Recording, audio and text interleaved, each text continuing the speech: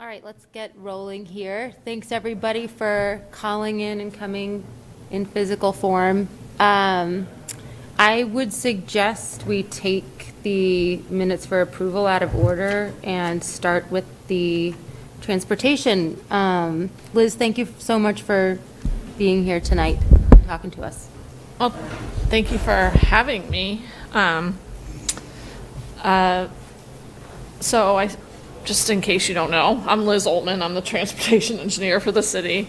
I've been here about almost coming up on 2 years now.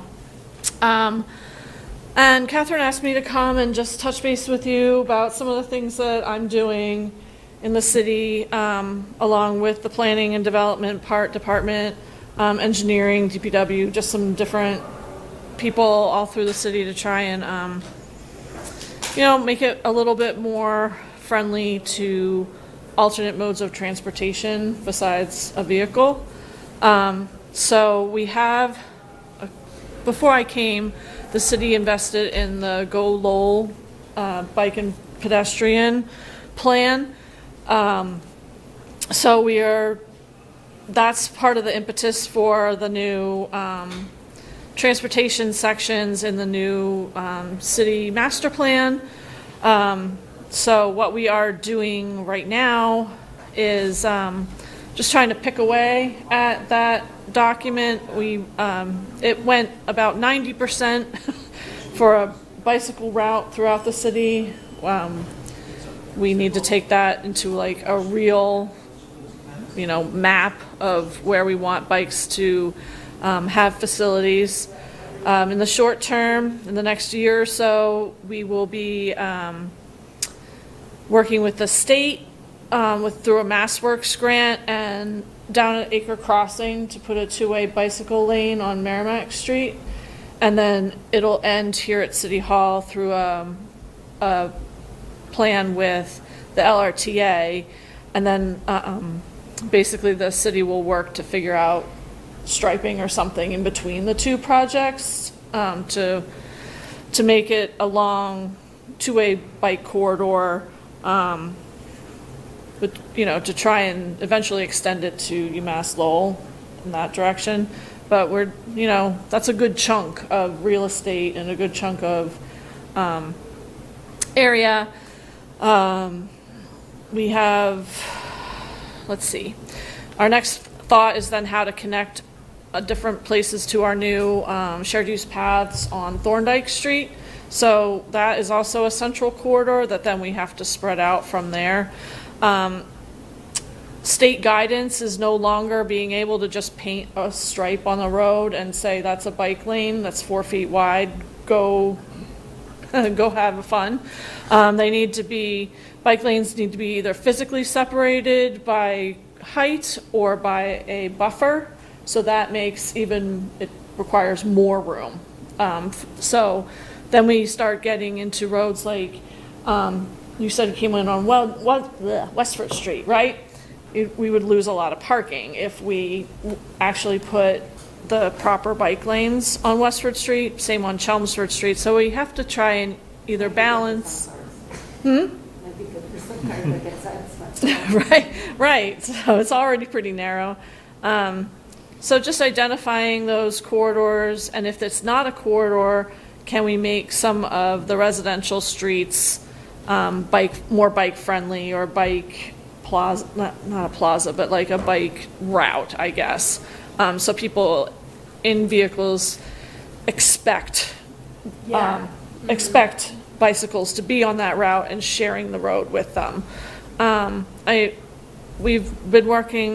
I've been working a lot with the engineering department as they repaved this year to try and get people off the sidewalks, parking on the sidewalks. So we're making a lot more one-way streets, which is also beneficial for bikes because, it's more of a share the road type thing, but then the pedestrians have their own space. So, and then people don't get their mirrors hit. So it's kind of, I'm really excited about that in some locations. You said all of this is in the next year? No, well, the next year is City Hall and Acre Crossing. This is all longer term. Yep.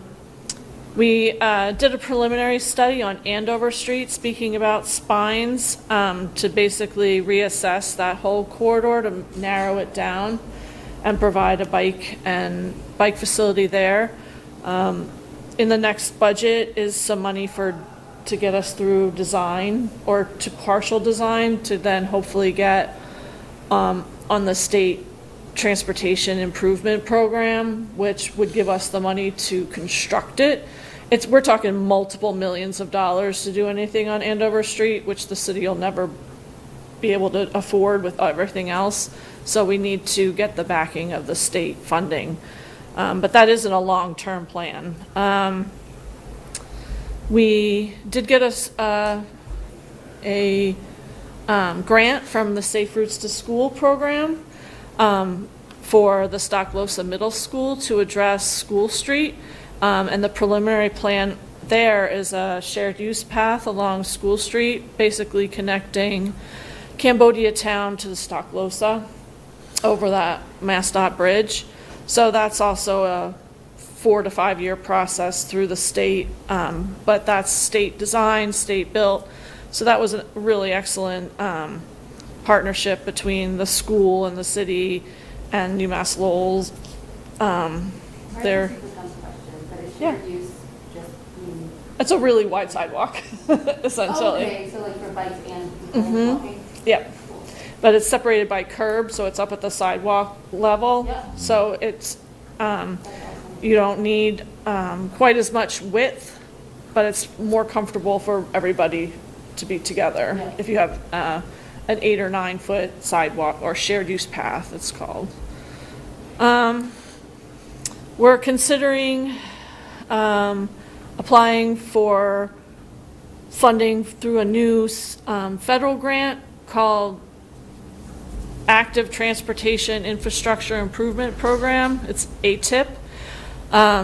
This would be a planning document to to figure out how we can extend the Bruce Freeman Rail Trail through the city. That it would be a very high level at this point. I think that we could get some buy-in from the state, because we are the missing link to a lot of the regional rail trail. It would also connect some really important destinations throughout the city in a better environment than on Chelmsford Street, right? So if we can get people off while we're keeping the vehicles on Chelmsford Street, we can get people on a rail trail.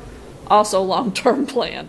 But that planning grant would be something that, we don't even have a feasibility analysis of that right yet. So that would be what we would apply for. Is there still that issue with the Jarvis parking lot? Or, 'cause some of it started being expensive. It's connecting to the Target parking lot, but Target is not being very cooperative about letting people, if they, use their parking lot as access to something else. They want people to come on their parking lot to go to the Target. Yeah. So that's why we have to do a feasibility analysis on that. We also received a Safe Streets for All supplemental grant. NEMCOG has just released their action plan for the region, Vision Zero action plan. So that's open for public comment right now on NEMCOG's website. They have they mapped the entire city for our high crash locations as with regard to highly bike and desirable bike and pedestrian corridors or areas, high activity, excuse me. So once that's in place, we're eligible for other grants, but we did get a supplemental grant, so we'll be looking at, once that grant agreement comes through, we'll be looking at Back Central, the Acre, and Lower Highlands, and those narrow streets for bike-friendly kind of corridor, like I was talking about with Go Lowell, more one-way. I don't like doing one-ways just haphazard, so we're going to try and do something comprehensively through that safety action plan, so we don't become a maze like some parts of Boston that you can't figure out where you are. So through also that NEMCOG Vision Zero, the city will be required to make a commitment to Vision Zero by 2050. So that's something that will be running by the council in the next 6 months or 8 months. I can't imagine that anybody wouldn't want to not have any deaths or serious injuries on our roadways. So I hope that's an easy sell to the council. And what does that like entail, like commitment-wise? It's a commitment that when you're thinking about your roadway improvements, you're proactive in the areas that are high crash and have fatalities and that are highly walkable or bikeable. Yeah. So that's what the mapping did. That's in their Vision Zero action plan. You can see they did it color coded from like a dark red to like to nothing, like through all the different things. And you can see the areas that are dark red is where proactively we would want to address transportation infrastructure. For example, one of the corridors is Merrimack Street. So we're already on top of that, looking at Merrimack Street for alternate modes of transportation. I said Middlesex. No, I said City Hall. Oh, yeah. And so I also think that we... I had a quick question. Yeah. Are you able to hear me? Sorry, I think you cut out on your end, but yeah. Is that I think it's Vision Zero goal. Is that a binding agreement, or is that sort of like saying like we're going to try our best kind of deal? It doesn't mean like something's going to happen in 2050 if you happen to have a fatality on the road. It just means that you're going to do the best you can to proactively address where there are areas of high crash locations. Gotcha. Thanks. Yeah, it sounds like you got a lot going on. Do you know if you have any like maps or drafts that you'd be able to share with us? Things just to kind of there's a lot of information, a lot of great information, a lot of stuff going on. But I'm sure you're just as visual as we are with those kinds of things. Yeah. So I've been trying to keep my section of the website up to date as much as I can. So I have not linked to NEMCOG as of yet for their action plan. You'd have to go directly to NEMCOG's website for their Vision Zero action plan draft. My website shows the updated complete streets prioritization plan that was put out earlier this year through feedback the year before. And it's interesting, you can see the places that people want things done directly overlap with the Vision Zero, high crash and high bikeability and pedestrian corridors. So none of it will be a surprise, I'm sure, to anybody. You'll be like, oh yeah, that's a problem. Yes, we've identified as a problem. The crashes also indicate it's a problem. So maybe that's where we should be looking to expend some effort. Lisa, you had your hand raised. I just want to make sure. I did have a question, but if you want to finish on the bike and pedestrian, my question was on other areas of transportation. If you want to finish a thought, I don't want to interrupt. And just like the last thing is, I'll keep Catherine up to date in case you are interested, and I'll try and put it, we try and work with the public social media as much as possible. We hope to be doing some walk audits this summer. Walk Boston used to do them, but now they have provided municipalities their own tools to be able to do them themselves. So you can take their tools and get the public involved and walk Central Street, say, what does this feel comfortable? Where do we need, better crossings? Do we feel like we can cross at these locations? So I hope to at least do one this summer, and then maybe do two next, in the next, one a year maybe as we move along. I mean, 2050 is a long way away, but in terms of construction projects, yeah, it's not that far away. So if we start some planning and stuff now, then we have, we can build up to, things that we can do later. And are these like walk audits, like big groups of people? They can be. Whoever wants to do Yeah, it? it's the tools that were provided by, that's called Walk Massachusetts now. It's not Walk Boston anymore. Basically tells you how to put it out to the public and, the different committees and interest groups and, set it up. So, and then have staff kind of shepherd people in small groups, to do. You could have a big group start here at City Hall, walk over, do you know what I mean? Like, Yeah. There's different ways to do it. That's awesome. But it definitely gets you some immediate feedback and some thoughts and from different areas of the public. So, yeah, so hopefully stay tuned. September, I don't know, sometime. So yeah, then I think that's mostly for my pedestrian and bicycle stuff. We always are picking away at signal crossings and things like that. I know that's not like big deal, but it's a little bit of a deal. I don't get too much into transit, if that's the next question. But I'm happy to answer any questions or.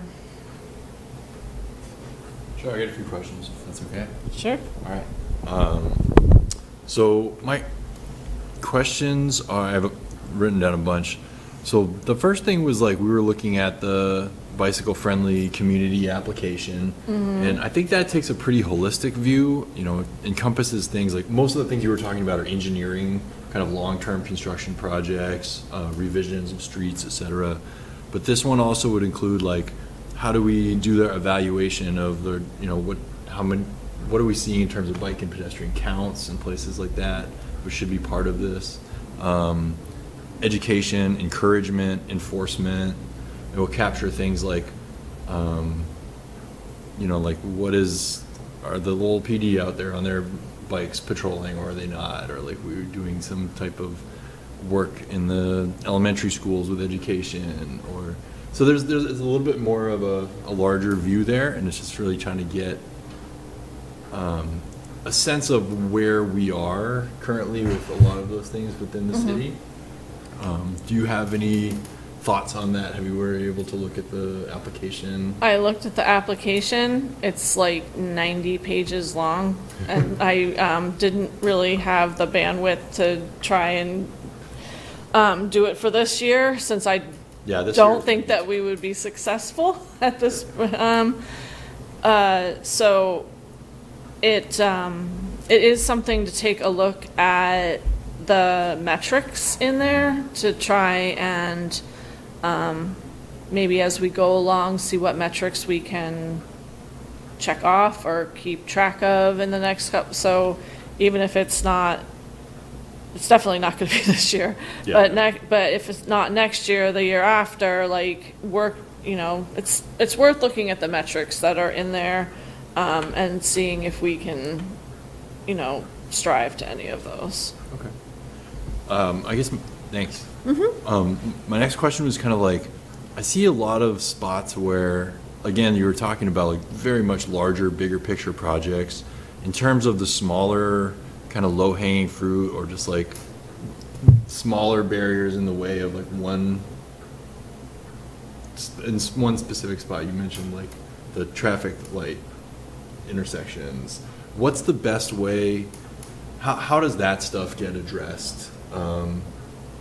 And how can we help in that kind of stuff? Because I feel like that would be like, oh, I see this issue. How can we start to work on that and get it on the list? Well, I mean, I guess I just talked about all the big projects that we are looking at.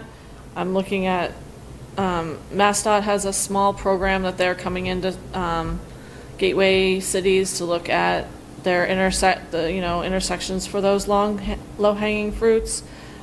We also have some on-call, engineer on call to look at several of our intersections that we've identified as high crash locations that are aged or outdated or just need small fixes. So like I have a list of probably 20 intersections. There's at least 50 high crash locations in the city. These are car crashes or pedestrian? Both. Well, they're called high crash because of either a number of vehicular crashes that are just property damage, or there are a significant number of high injury. So you could have an intersection that has 100 crashes a year that are just property damage. That would be a high crash intersection. Or there would be an intersection that maybe one person got hit and killed. That would also be called a high crash location because they value the things differently. The value of a human life is way higher than property damage. Yeah. It's interesting that they don't like specify these are car crashes, these are property on car crashes, and these are like bike crashes. They have a whole, it's through NEMCOG and the state, and they have a whole like calculation that they do. So that's just like when it's a high crash location, it's eligible for specific funding or things like that, or it just also alerts you to areas that need attention.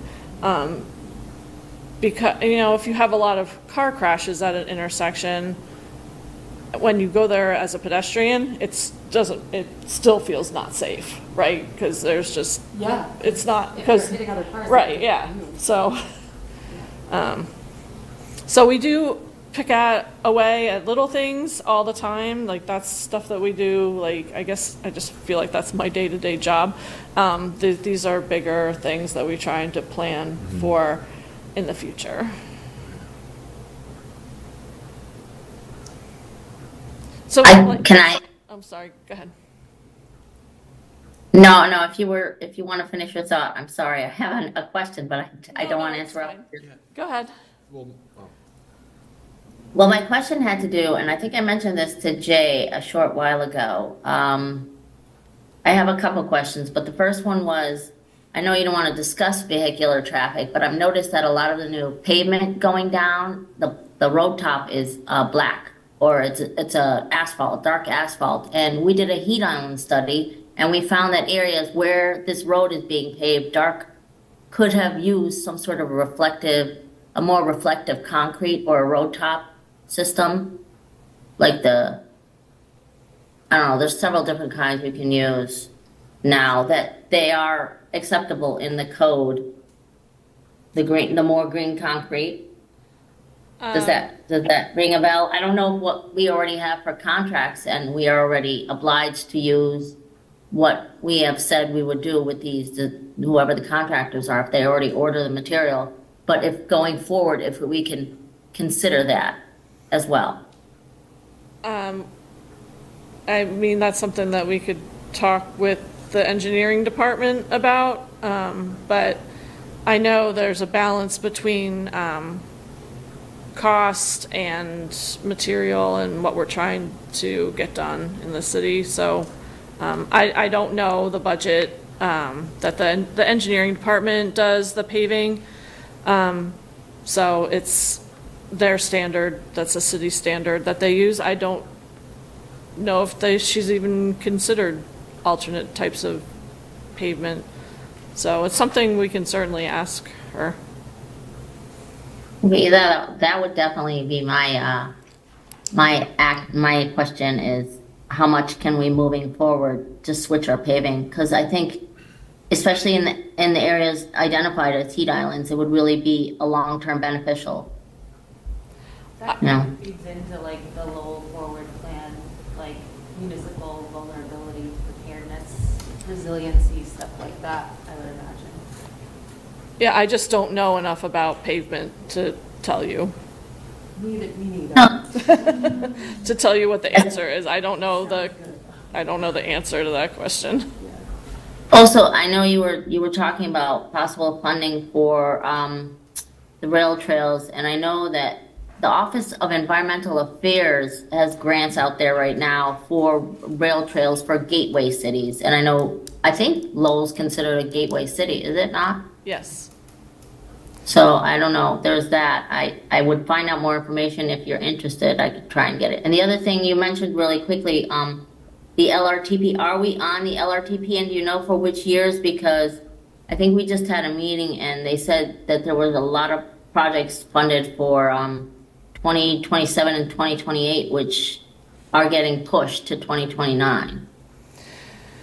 The NEMCOG just had their Metropolitan Planning Organization meeting yesterday, where they approved the 2025 to 2029, or put it out for public comment, the 2025 to 2029 tip for the region.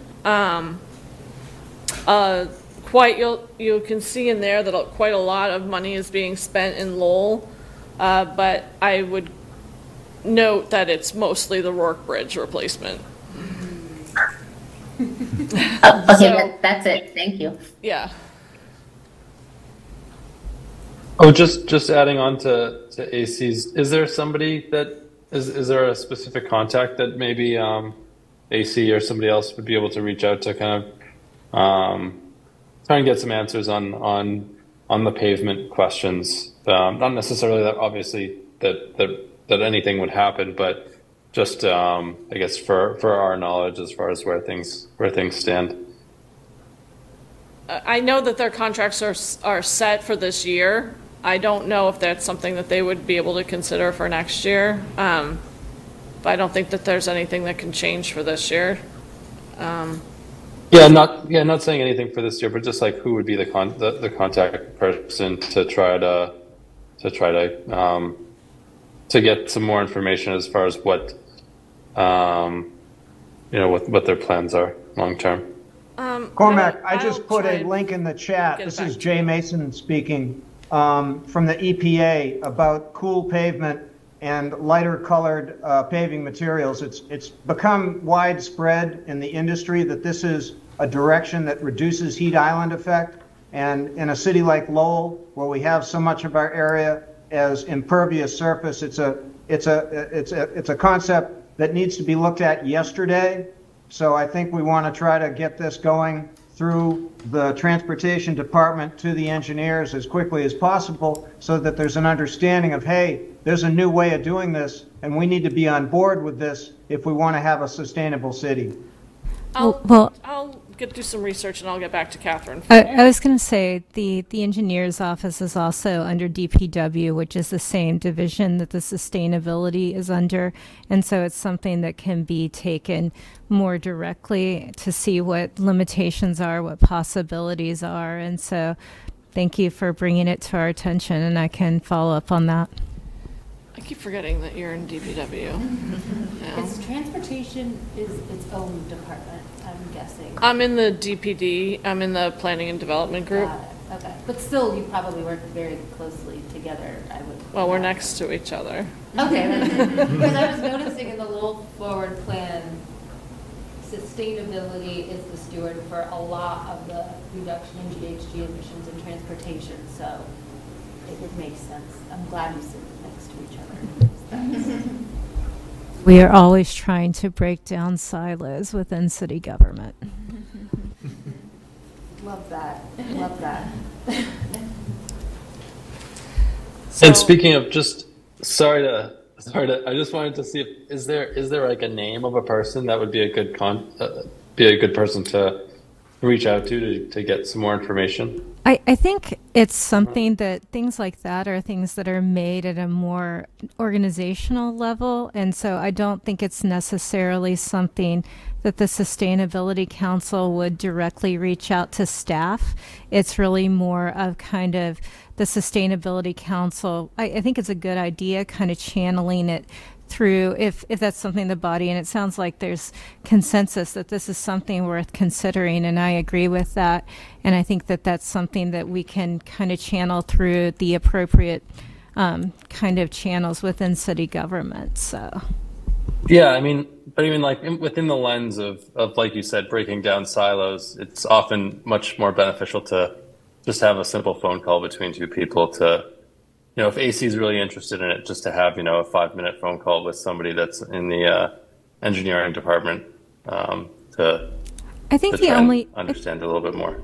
Yeah, I think the biggest challenge in general, from kind of idea to implementation, is I think that there are sometimes limitations within programmatic implementation that you may not necessarily be aware of as somebody advocating for a policy. And so that's why I think, again, taking things through the appropriate channels and up the chain probably makes more sense. Yeah, I mean, Again, that's this why. is just to get information, you know.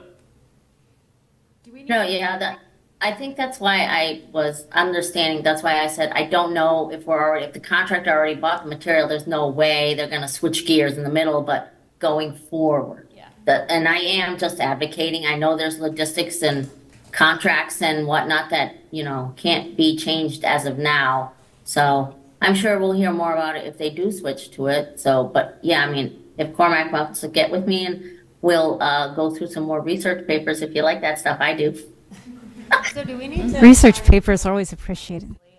Do we need to vote as a quorum to like pursue this green pavement advocacy work? Maybe write a letter or something like that, just encouraging the adoption? Or I guess Catherine, I would defer to you on like if we want to like move forward with something like this and advocating for using more resilient, climate-friendly pavement.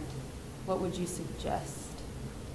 I think you could take a vote. I think it's easier to just take it through the appropriate channels. And like I said, since sustainability and engineering both fall under DPW, I think the most direct link is to have me take that back as a request. And, if you do have additional research and things that we can put into that request, and like Liz was saying, a lot of times our contracts are set and things like that. But I think that's something that's very valuable, is to have this group provide ideas and provide resources, and then have that go through kind of the appropriate chain of command within the city.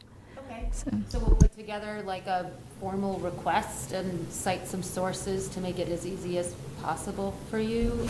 Yeah, if you want to send that request to me, I think that would be perfect. Yeah. Done.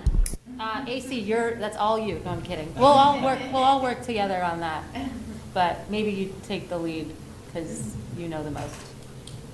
Dave put some good info. I don't know if everyone can see the drop of the chat box, but he put some good links on there. Awesome. Thanks, everyone. This was great.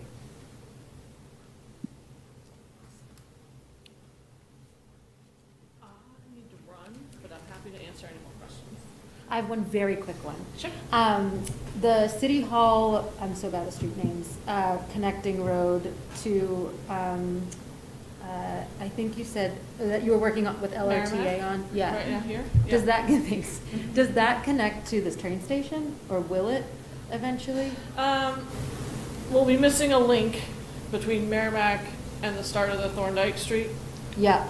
So the next thing to think about is how do we get people from City Hall to Gallagher? Yeah. So that's a thought process, I guess. That would be a good link. Yeah. So I just had one other really fast question. I know you need to leave, but is there any other thought to, any thought about public bike parking on city, sidewalks and downtown? I know there was a number of spots and they kind of got pulled a number of years back. Just curious if there's any kind of inventory or planning there that's occurring, or that's in your area or not. I know some of the the parks planners are looking at bike storage at the park, or bike racks and things like that at the parks. I've been talking with the economic director and the parking director about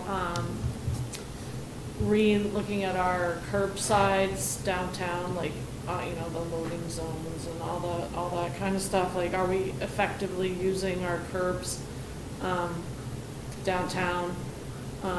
That kind of thing. So maybe there's more bike racks to be coming. I know we got some feedback that when they took down the signs with the numbers on them, that people were like, oh, well, I got no place to put my bike anymore. Right. So interchaining to the meters and the yeah. Which is crazy because you can just Well, I mean, that's where people have to park right now, because it's not really like bike parking. It's like that, or trees, or benches, and things like that, Yeah, which all I guess kind of it'll work-ish. But so I just wanted to put it on the radar. Yeah, no, I think I know the parks planners include bike infrastructure in their parks, like racks and things like that. So we'll see. You're welcome. Thank you. Thank you so much for all of that. That's a lot. Seems like a good group, that you're very interested in these things. Yeah, please keep us in mind for the walk audit. Yeah, and I think that'll be interesting to have as many people as we can on those type of things. Yeah. So Excuse me, Liz? yeah. Could I ask you a question, please? Sure. This is Jay Mason. I was wondering about that MCOG Action Zero plan. Yes. I went on their website and I couldn't find anything except for some meeting notes a year ago about it. Do you think you could get that link to the Sustainability Council so that folks could have a look at it? Absolutely. That would be great. It does sound like a good opportunity for us to leverage some effort into better means of planning travel and circulation. And if I think we could take a look at it, you might get some good feedback from some of the members. Yep, I'll send it to Catherine right now, and she can get it to you all. That'd be great. Thank you. And yeah, please let us know about those walks. So sorry, Jay. No, I'm done. Thank you. Okay. Yeah, I was just gonna say, yeah, please let us know about those walks. It'd be cool for the council to, if it makes sense for us to be there to participate in it. Sounds like a fun process. I think as many people as would want to come would be great. Cool. And Yeah.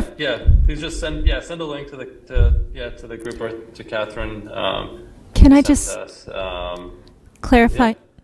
Clarifying question about the make the city safer. clarifying question. Would it help if we got if we know someone that's wheelchair bound, if we tried to get them to join us? That was what I was just getting ready to ask. Thank you, Anna Christina.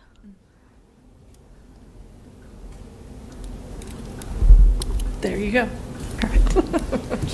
And so yes on the wheelchair. Yes, that would be great. That would be great. I think that would be actually really helpful. Do we know if there are any disability advocacy organizations in Lowell that we could reach out to regarding that? Yeah, that's the guidance. Excuse me. The guidance from Walk Boston is all these lists of people that you should reach out to and see. And they definitely said there's a disability commission. Right? There is a disability commission in Lowell, through, I think Lloyd is a part of that, so Lloyd DeJesus, if you want to reach out to him.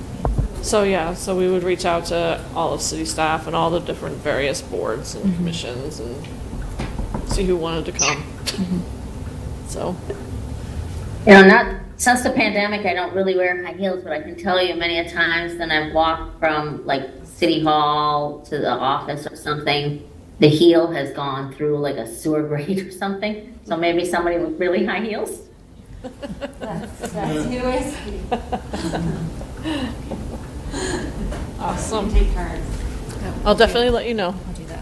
There you go. Okay. Anything else? Thank you. You're welcome. Thank you, Liz. Appreciate it. Nice to meet you all. Keep up the good fight. Have a good night. Thank you. Bye-bye. You too. Thanks, Liz. Thank you. Can I make a suggestion? Yes. So I'm just noticing the agenda here. I would definitely take the minutes for approval first and vote on that as a group. And then the new business most likely should be after that. Continued business at the end. Sure. I just think That in was the- terms of like the agenda, I'm just looking at it for the first time, and I think the new business, since it's most pertinent, should be closed. Oh, yeah. Yeah. There's a lot.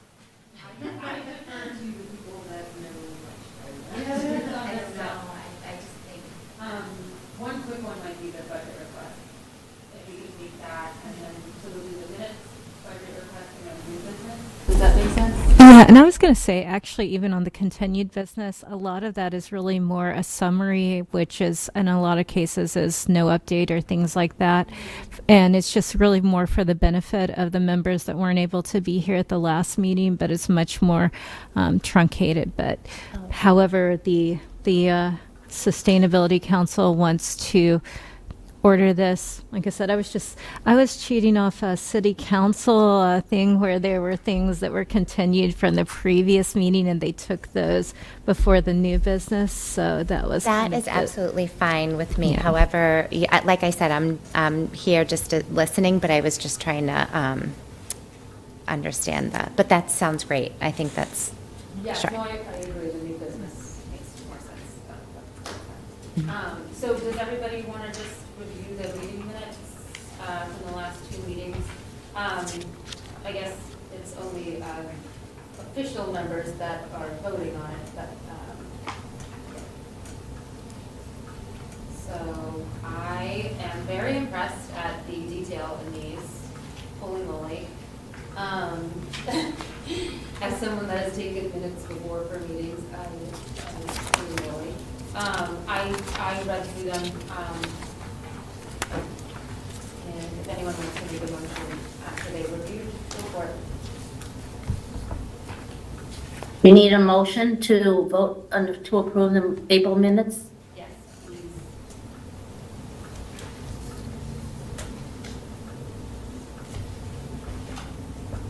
I'm sorry, Annie, Christina, was that a motion to approve? Did you make a motion to accept the minutes? Anna Christina? Yes, I'll make a motion to accept the April minutes. James. And can I second it? I think I will second that motion. All in favor of accepting the meeting minutes? I guess Aye. Yeah. All right.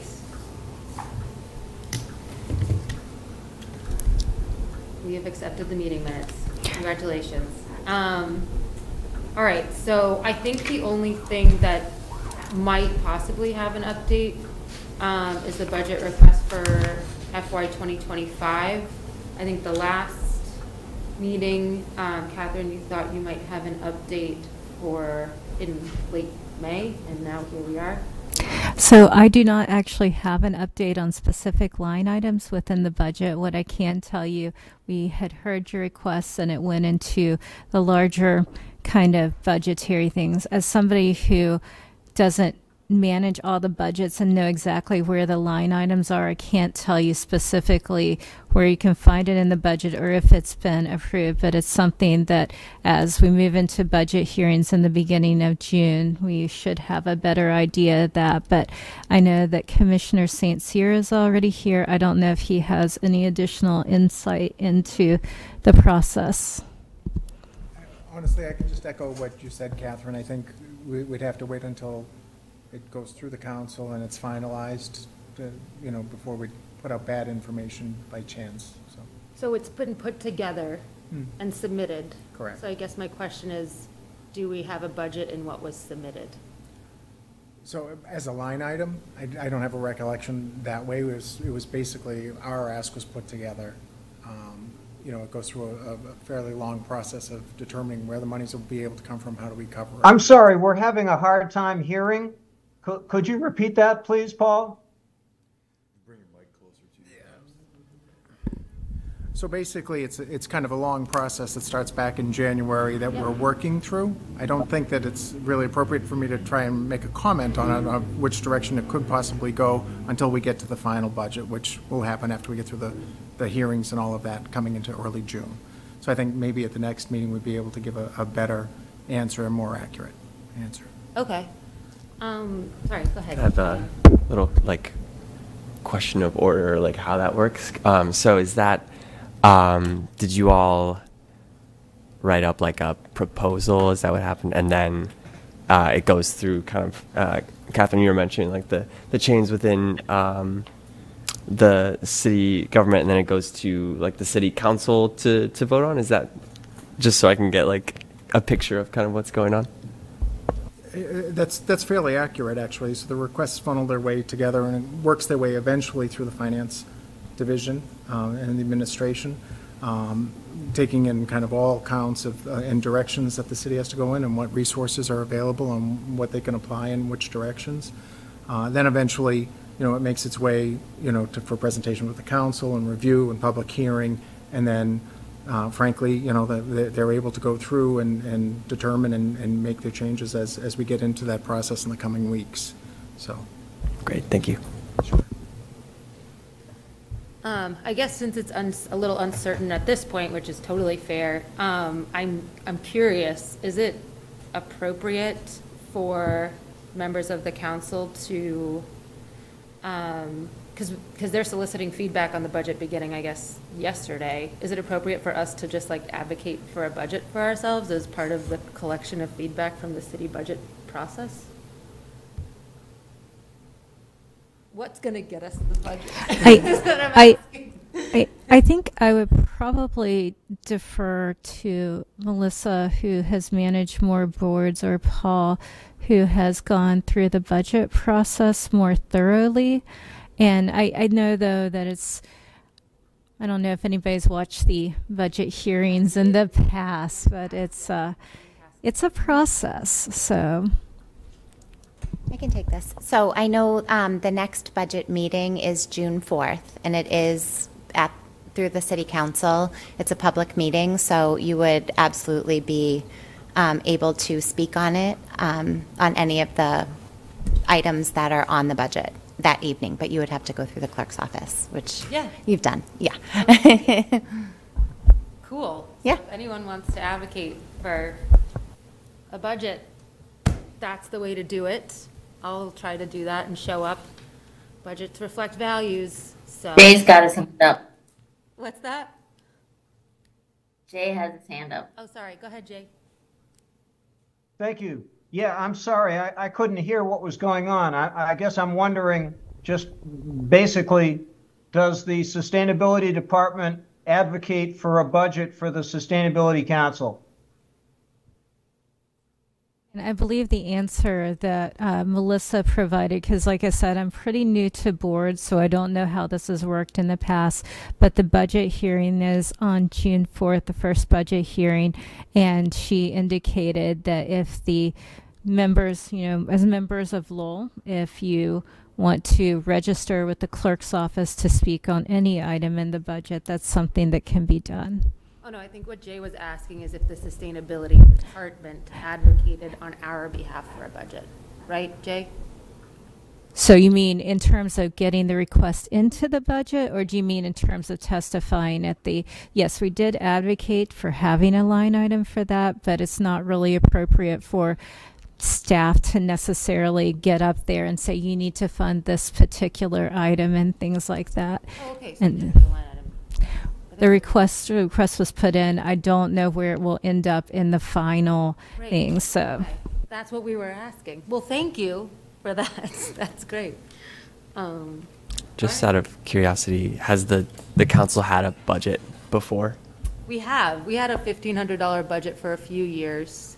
Most of that went to putting on our annual sustainability summit for the city, and a lot of that went to food and like supplies and stuff like that. So, Cool. some trainings for people to go to if they wanted to.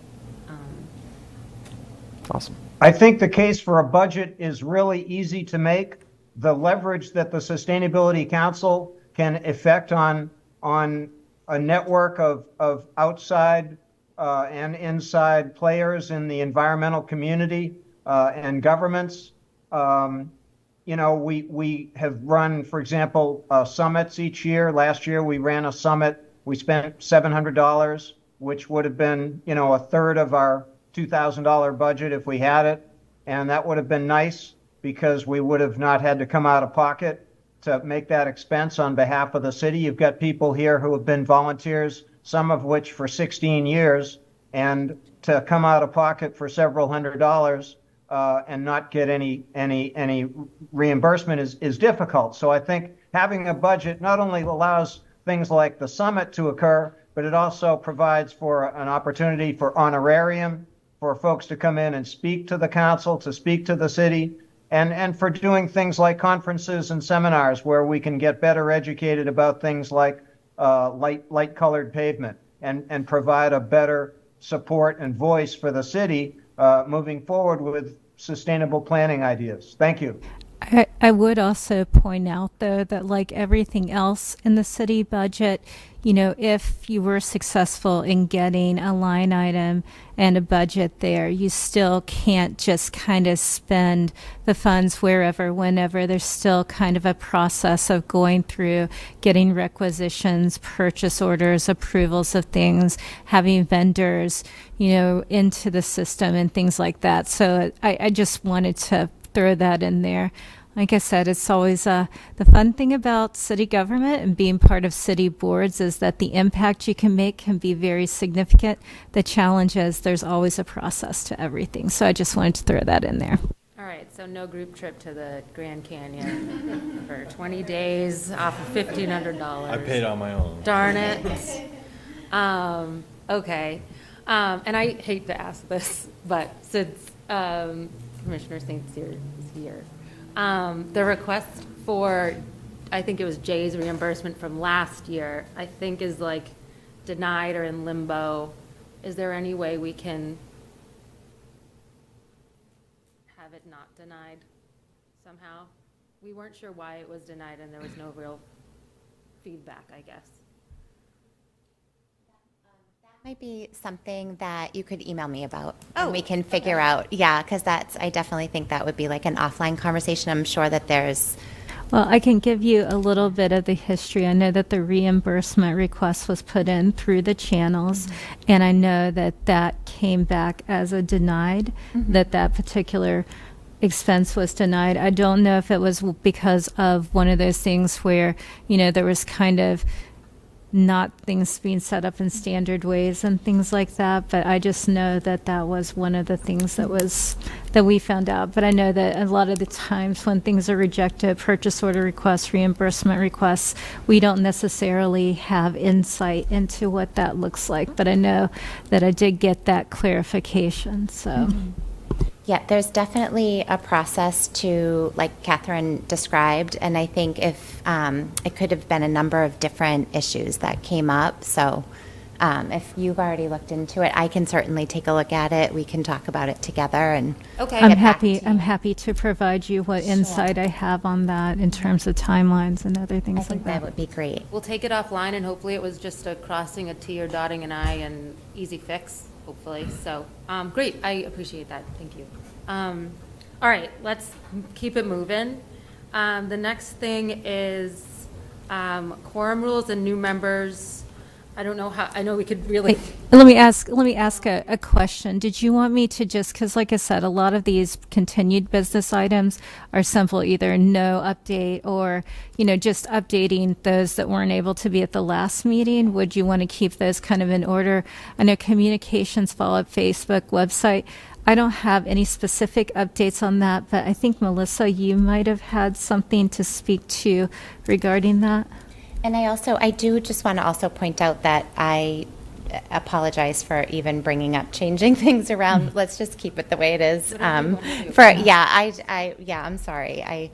So in terms of, which item are we on? The Facebook communications right. So website. The Facebook, right, currently, the city is undergoing sort of like a revamping of departmental social media policies and procedures, and that has a lot to do with just updating systems, making things more efficient interdepartmentally, and also based on like the cyber incident that happened earlier on, there's a lot more safety measures in check.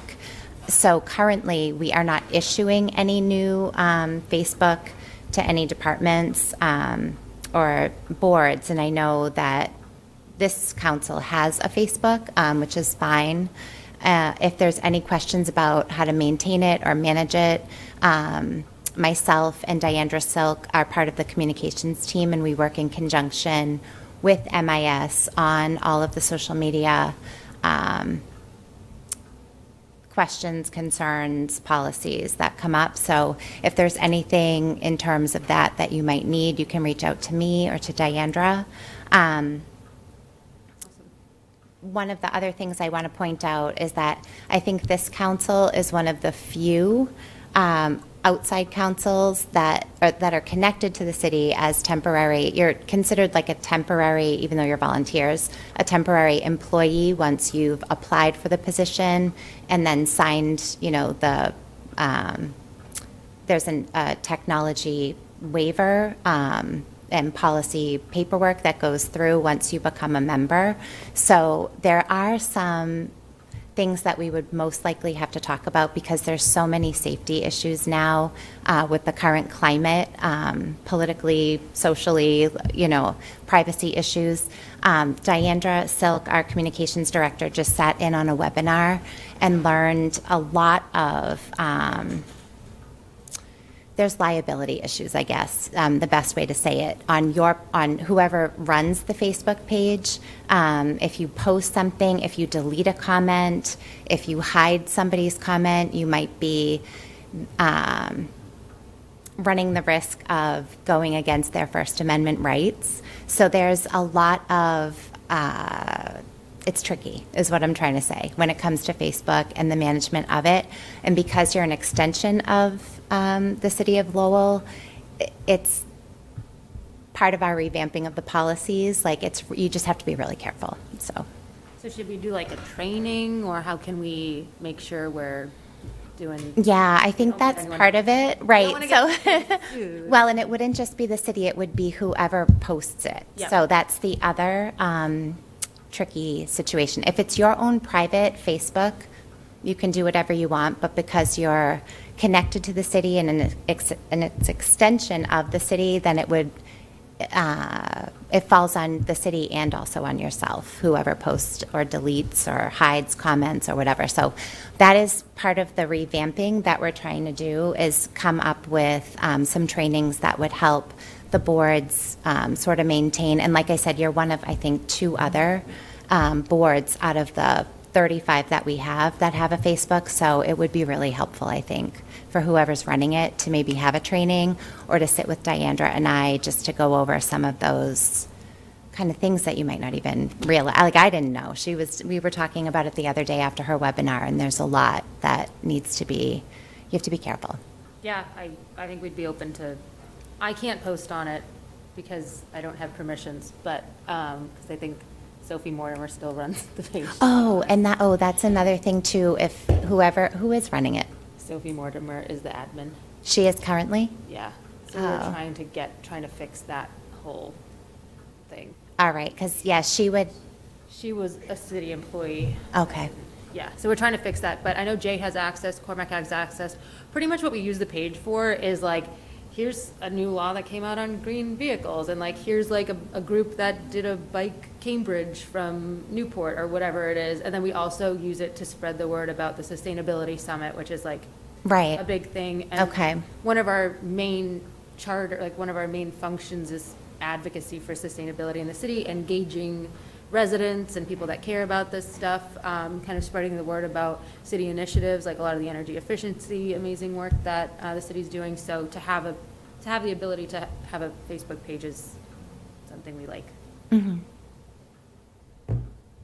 I think whoever's running it should definitely get in touch with me. I guess, I think, when I was looking for updates for this, it looks like somebody recently posted on the Sustainability Council's page.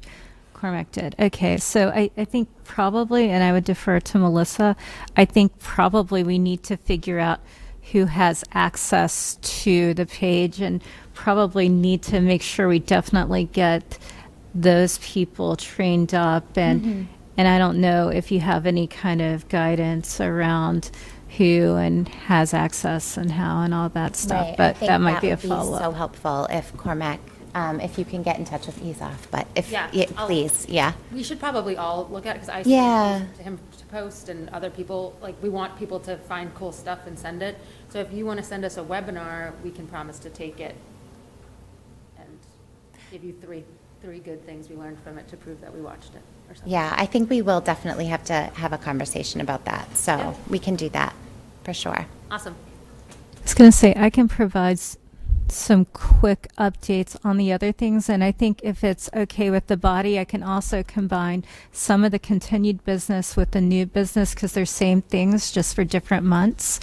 We already talked about the bike-friendly cities, and so you heard from Liz why we didn't pursue that, but it sounds like there are a lot of different things going on, and I think that's something we can pursue in the future. Solar PPA lease. At the last meeting, I provided the summary for kind of what size the systems are, production level first year, our rate that we're paying, and the estimated savings for year one and the term. And so basically we expect that in this calendar year, as we get some new infrastructure, the solar enabling infrastructure built through the MSBA projects, that we'll actually be able to have solar, some new solar on the portfolio. Some things we still are waiting on National Grid for, but stay tuned for that. So, follow up from that, just so we, sorry to interrupt you, but so I don't forget, was to have a column of like the savings versus what, like how do we, what are we comparing?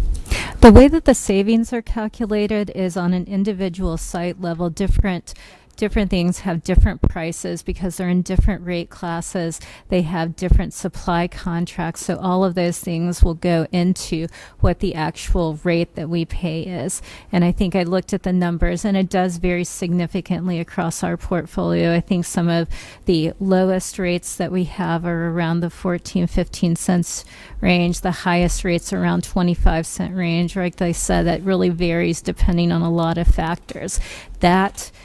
Whatever that cost is for the individual facilities, the way that savings are calculated, you take that, you subtract the PPA rate, so you'll have the savings per kilowatt hour. You multiply that out by the number of kilowatt hours produced in the first year. That's how you get year one save.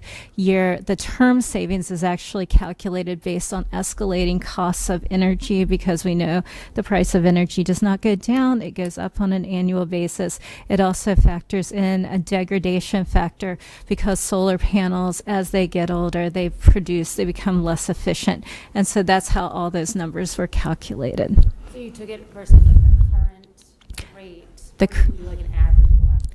No, the current rate, because that will probably give you the best thing, because it includes your current supply rate, your current delivery rate. We know those rates have been going up. So if we took an average over the last 5 years, you would actually be understating your savings potential because if you used to pay 12 cents per kilowatt hour, but now it's 15 cents per kilowatt hour, you're actually, if you use an average for those, you're not really using what is current. Yeah. But especially with the rate cases going on and with what we're seeing across the market in general, we anticipate that prices will continue to go up. And, especially as we modernize the grid, there's going to be a cost for that as well. And so these are very conservative savings estimates, but we should get at least $200,000 in savings once all these projects are built out, once they get through their appropriate queues and we have the appropriate infrastructure to support them. And that'll be millions of dollars over the term. Not to take out too much. Did you want to go ahead? Did you have a question? I had a quick question about this council's kind of role in like affecting siting decisions for solar, or like are we mostly, I guess that's well, I don't think the council has, where you cite things. I think one of the things the council has done is they have advocated very strongly for additional development of solar, and it's something the city's wanted to do for a long time too. I think the challenge that the city has is you can't put a solar system with a 20-year lifespan on a roof that is 15 years in. And so the question is, how do you get that infrastructure to support that? And we've been very fortunate in that we've applied for Massachusetts school building funds to help enable that, and a number of those projects will be taking place this summer. And so that is an on-ramp that has enabled us to be able to develop more of these. We've also been pursuing grant funding to help to get more of our infrastructure ready for those kinds of things. But as far as a site-by-site kind of thing, that's actually more of a feasibility analysis, and we are working with a solar vendor who can look at a very high level across our portfolio and say, these are the buildings that you should start with. But then as the price of energy goes up, as we build more infrastructure to support it, there might be additional facilities that become more economically viable. And so we're already starting to look at what that next tranche might look like. I think this is something that's going to be a continuous kind of thing as we build the infrastructure, as we look at the price of our energy and what the savings will be if we enter into these kinds of things. I think you'll continue to see more and more build out. But even with having these compared to what we have right now, it's going to be a significant increase. So thank you for the question. Yeah, thank you.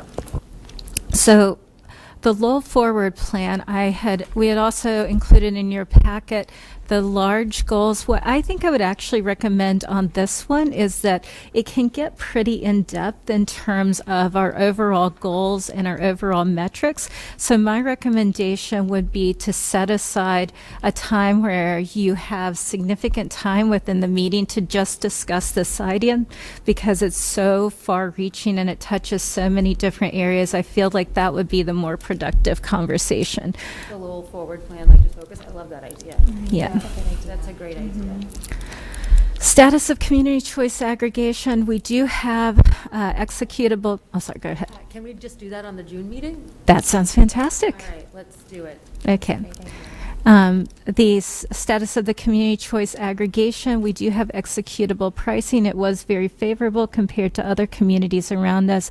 We're not ready to release that yet because we're still waiting on an order from the DPU to see if we can allow for different products within our aggregation. So our standard product has 45% more renewable energy content than required by law. It can go up to 100%. And we also have an opt-down option that's recommended to help those that may have more financial concerns, but even that opt-down level is still greener than what's required by law. But I think I'd prefer to wait to kind of roll this out when it's closer to the end of our contract in November, and hopefully by that time we'll have a DPU order that says that we can do all these wonderful things too. You said it was already approved, and it just got so excited. Oh, there's executable pricing, but the way that we kind of did it within that, as we said, we anticipate state, we will be able to statutorily allow this level and this level in addition to our default. So we've already locked in what those levels are and those pricing are, but until we get the order from the DPU or a change in law, we can't actually execute on those. So I think it would make more sense to promote that more once we get closer to that, or once we get our order from the DPU. So if we get updates on that, I will provide those updates to the Sustainability Council. So they let you lock in without being sure if it would happen or not? Yeah, because the only variation that you really have in the different products, your cost of energy is going to be the same. It's just going to be factoring in the costs of RECs. Yeah, So yeah, so yeah, it was nice. And so that's item H, or item G. What I would recommend on the Grants and Sustainability Department updates is on the continuing business, I have updates from April. On the new business, I have item C and D, or updates from May. If I could just summarize all those together. So you'll find in your packet, you'll find the updates. Oh, I apologize. I think I forgot to print out the April ones, but the latest and greatest for our ongoing list of grants that we are managing. One of the changes that happened from April to May, from our April meeting to our May meeting, is the Community Development Block Grant Program that will fund weatherization for the library and 5 of our fire stations. We had previously had $250,000 allocated towards that. Bidding came in a little bit higher at about $324,000. And so because there were extra funds within the CDBG, we're able to still cover all of those different weatherization projects. I know it's getting ready to be executed, or it's getting closer to execution for the contract itself. And if we can get that executed in pretty short order, we believe that we can complete these projects before the end of the fiscal year. So that was a change in one of the kind of active awarded grants. Another change is that the Kickstart grant, and that's the grant that is looking at network geothermal feasibility. This is a Lowell Housing Authority grant that the city was also supportive of, because we're hoping to leverage that for larger federal funds. But that one moved from waiting for kickoff to an implementation stage. And so that is moving along. They're anticipating that they should have that analysis done by the end of the year. 2 grants that we applied for within the last month that were shown as actively working on last month have now been moved to grants we're waiting to hear. We submitted our energy efficiency and conservation block grant application to the Department of Energy. This is a formula-based grant program, and we're going to be able to do weatherization at City Hall and at several of our schools through that. We hear it's about a 60-day review process with DOE, so we expect that we should hear about that one around the July timeframe. The Green Communities Competitive Grant, we went from actively working on to submitted, and we had submitted a number of additional weatherization projects across our portfolio, particularly around our municipal buildings. We expect to hear about that grant for this fall. That was close to $250,000. And the grants that we're actively working on right now we have communities in sparking innovation in transformational energy. That's the one that I'm currently working on. It's close to a $3.5 million grant, and the idea that we have for that, this has actually been a little bit more developed since I gave you the update, is to complete energy efficiency work at publicly facing municipal buildings and telling the story, documenting that, and having a direct link to the work of our energy advocates so that we can encourage our residents to also move forward with things like weatherization, lighting, and other things like that. And then another one that we're actively working on, my staff is helping us to assemble the pieces for the Renew America Schools grant, which starts out with a prize level, and then you have multiple levels of implementation. So those are the grant updates. In terms of projects, of course, our Energy Advocate continues to do amazing work. If you haven't seen it yet, there was actually a feature story that WBUR did on him, and it was a really amazing write-up to reflect a lot of the great work that he's doing. In April, he helped assist additional 30 individuals, helped to get people on the discount rate, on the aggregation, in the Mass Save program, and the utility bill forgiveness.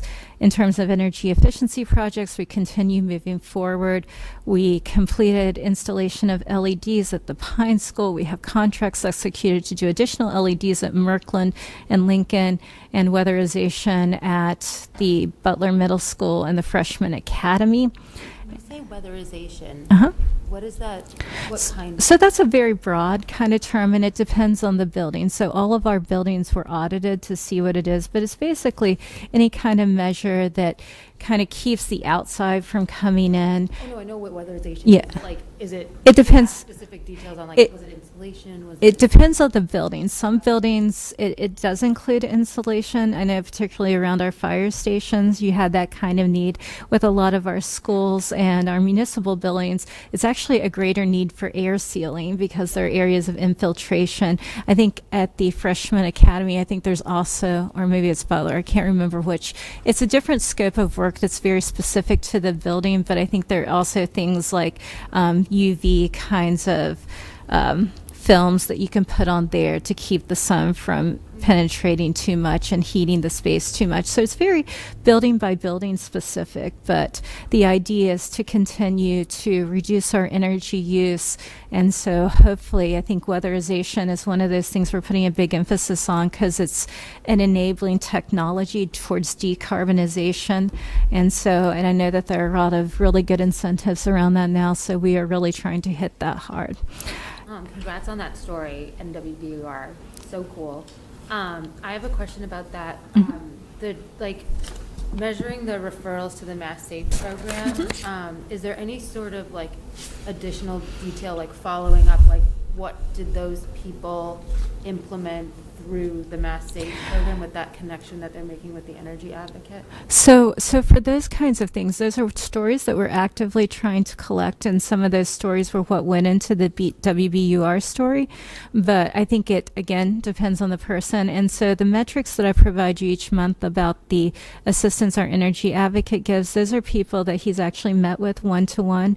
We are continuing to do additional community-wide outreach and letters and planning for additional things like that. And so some people are able to go directly through our website to the Mass Save program to be able to implement those. For what Victor does, he does keep in touch with the people that move forward. I'm sorry. Sorry, Jay, I just saw your message. Oh, sorry, what it was. We're ignoring you. I'm sorry. I'm sorry. Yeah, sorry about that.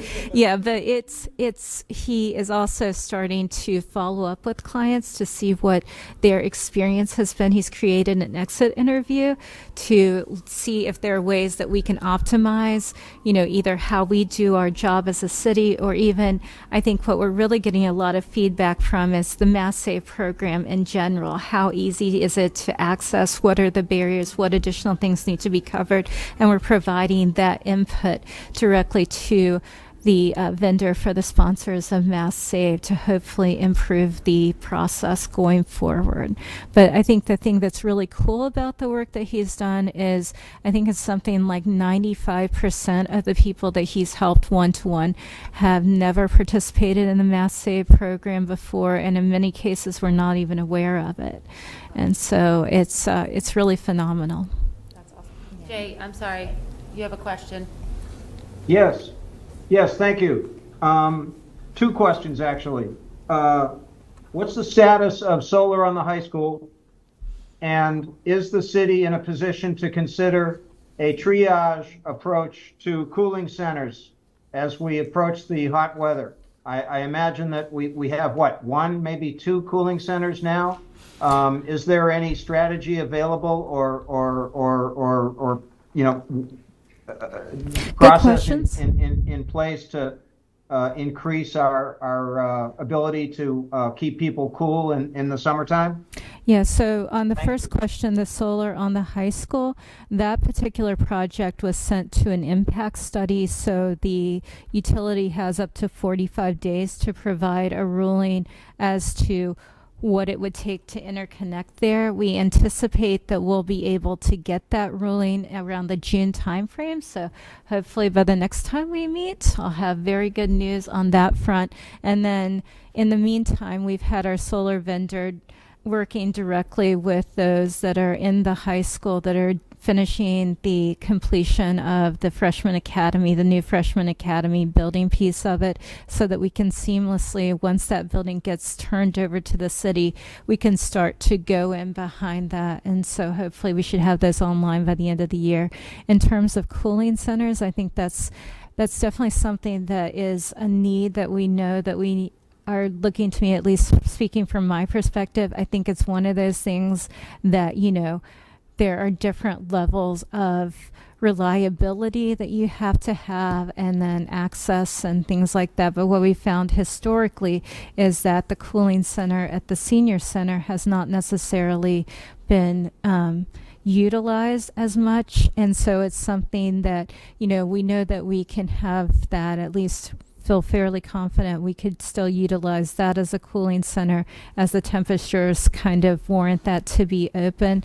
I think we're still working on following or pursuing all of the above funding strategies to try and see, are there opportunities elsewhere in the community in our portfolio? I don't think that we're there yet.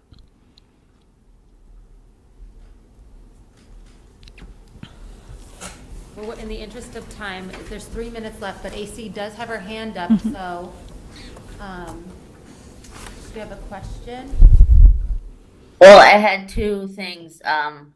One of them, Jay sort of reminded me, first of all, he reached out, and I guess Chris Sullivan is about to start having monthly meetings with us. That's in the works for the recycling committee. And not really on recycling, but on waste, as far as keeping our sewer pipes sustainable that are in place now and operational. I was supposed to go this Thursday to meet with Rep. Hanna and Senator Kennedy about this, but we're trying to push statewide for a wipes bill, because these things are causing massive problems to wastewater treatment facilities, and in the sewer lines, they're creating those clogs, the fatbergs. And since I can't do that, I'm going to advocate if you could somehow think about that going into your whatever avenue you can, that the city itself begins, even if the state doesn't get on board right away this year, if we can advocate for some sort of a wipes ban. I know that has been a very significant problem for the wastewater department. I can definitely take that again through the appropriate channels in the city. I think Roto-Rooter's behind the whole thing and just is trying to keep themselves in business. That's what I think. Well, the manufacturers don't want to be told what to do. That's the biggest thing. But they put those little do not flush warning labels, but nobody reads those little things. It says flushable. It doesn't make any sense. It's ridiculous. It does say flushable. Yeah, it's a crime. I bet Roto-Rooter makes those. I don't know. But that was it. That's the only two things I wanted to say. I don't want to keep everyone forever. Yeah, I was going to say, I think I can also quickly finish up all of the old or the previous old business and touch on the new business. So Link Community Benefits Program, I reached out to UMass Lowell. They don't have a community benefits program on that. And other initiatives for the LSC. I know we had a pretty interesting and robust discussion about potential door-to-door canvassing to help, enhance the work that Victor's doing, help make people aware of the weatherization program. We're still looking for updates on exactly what that process will look like. So that is no update for right now. We'll get you to more when we hear quorum rules and new members. I think Melissa already touched on kind of what the new membership process looks like. And we're trying to really align the Sustainability Council with some of our other boards where a quorum is generally considered to be half of the membership plus one. So that's why we needed the 3 members, and just trying to make sure that we consistently get that. And of course, as we expand our membership, then we'll still use that half plus one to get going. I can also, oh, go ahead. You first. I was just going to ask if could we have like a slow burn to ramping up to that as we have these official new members be sworn in, or whatever the terms are, just because we are volunteers and you all show up. So to tell us all to go home if not enough people, official members, are here, kind of sucks. So could we like maybe start that like officially as soon as? Well, I think you're probably going to run into the same problem, though, because even if you added 2 additional members, you're still going to need to get 4 out of 6 members here.